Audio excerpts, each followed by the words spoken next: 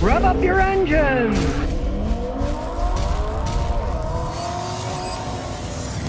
Well, don't say I didn't warn you about the low value of resale of electric vehicles.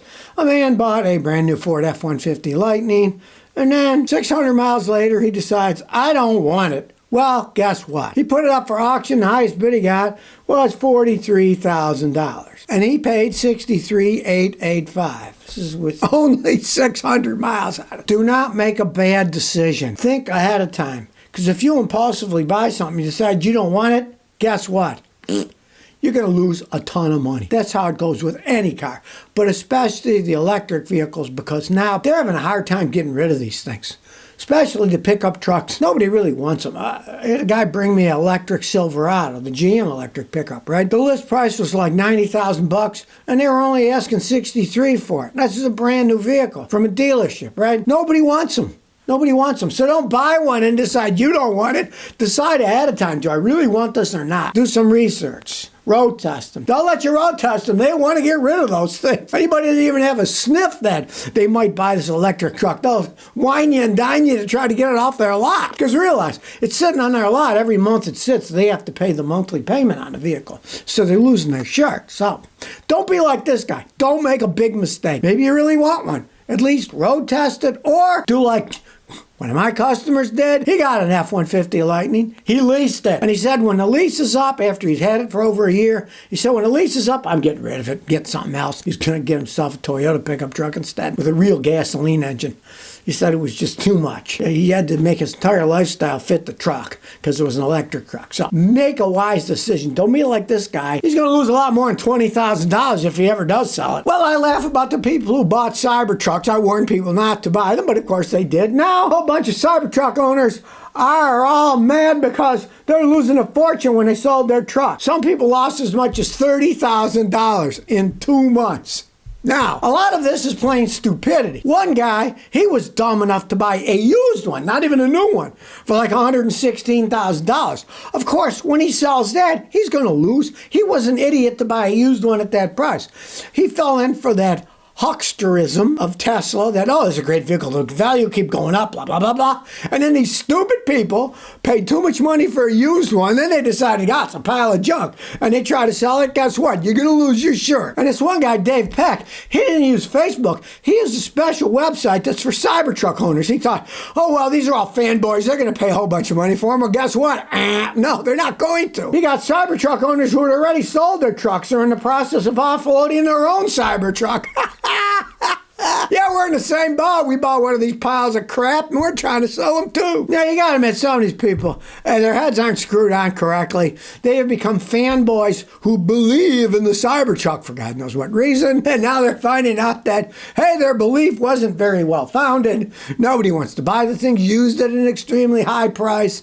That's the way that it goes. And what they think is fair. This guy had a $100,000 truck. He thought $90,000 for a used one was fair. It doesn't work that way, Jack. Any vehicle, and I'm not going to just talk about the Cybertruck, any vehicle you buy new, and you think you're going to sell it when it's got 3,000, 4,000 miles or 600 miles on it, whatever, right? You're going to lose your shirt. You're going to lose at least 20 or 30 grand if you got a $100,000 car. If you got a $50,000 car, you're going to lose at least 10, 15 grand if you try selling it right after you buy it. Don't buy something and then decide, oh, gee, I didn't want to buy that, right? Well, this guy did, so now they're all whining about their Cybertrucks. Oh, nobody wants to buy them used. Hey, nobody wants to buy them new now either. The gleam is gone, and now everybody's like, yeah, I don't want one of those things. And then you wonder about the intelligence of these people. Listen to this. In this Cybertruck fan-based website, Cybertruck fans suggested $90,000 Dave was asking was too low, and then he should sell it to higher, preferably to a dealership. They're not going to pay him 90. I remember back in the day, a guy had a brand new Honda 750, and he was trying to sell the thing for a couple $1,000. Now, this was years ago. So he went to the dealer, and the dealer offered him $600. He said, well, why do you offer me so low? He says, you know what I pay Honda for these things brand new? He says, I get these things from Honda for $700 brand new. Why on earth would I pay you $600 for a used one? I get a brand new one from Honda with all the warranty that's got no problems, and I can sell it. Yours as a used vehicle. Why on earth would I pay you that kind of money for it? You gotta understand, this is all profit stuff, and if you get involved in high-end cars and you think you can buy them and sell them, that's hot potato. Last one stuck with the Cybertruck is the one who gets screwed over. If you're the fool who paid 100-something grand, guess what? You got the hot potato, and unless you're going to let go of it, you're going to get burnt big time. Well, here we go. Another charging company for electric cars has shut down. Juicebox electric chargers. Juicebox, like the things the kids drink, right? Juicebox purveyor Enel X-Way North America announced Wednesday it's shutting down its United States charger operations. It says they can't use a phone app to access Juicebox charger devices at homes or out in public. The company shared with an email to people, and it said closure of Enel X-Way USA LLC. Limited Liability Corporation. Well, they're limiting everything. You can't use the chargers now. They keep saying, oh, we're going to get more and more and more. No, the companies that are doing it are going bankrupt because they're not making any money. If this really worked, they'd be making money hand over fist, but they aren't. So these companies are closing down.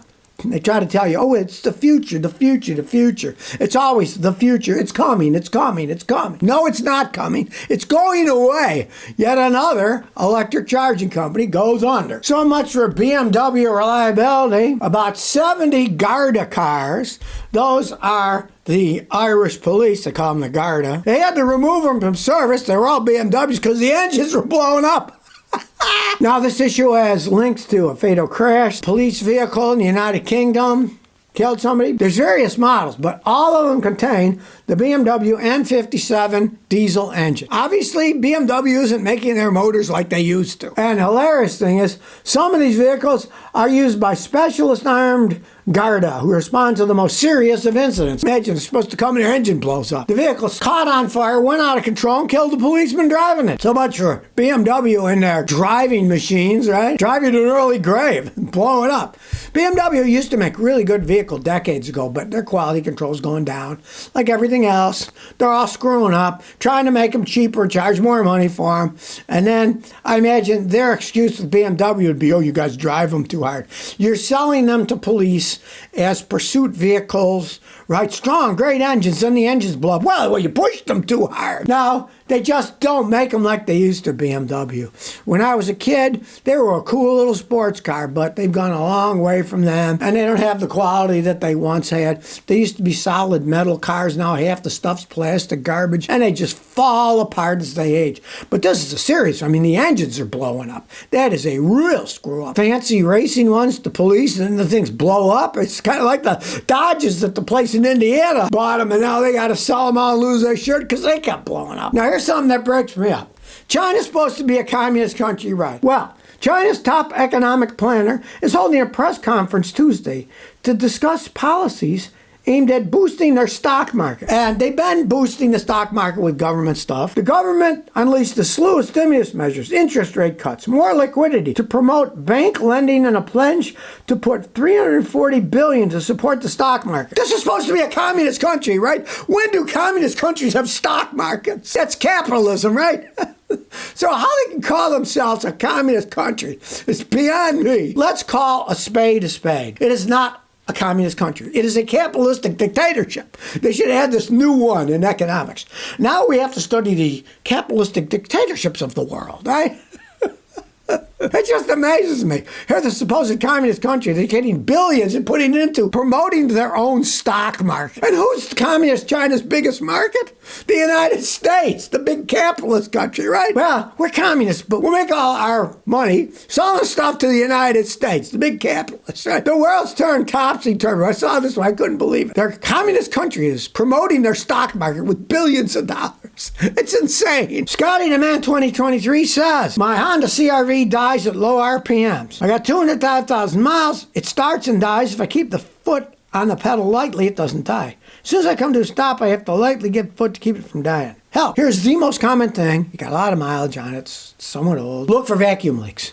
Maybe a rubber hose fell off. Maybe the intake manifold gasket's leaking.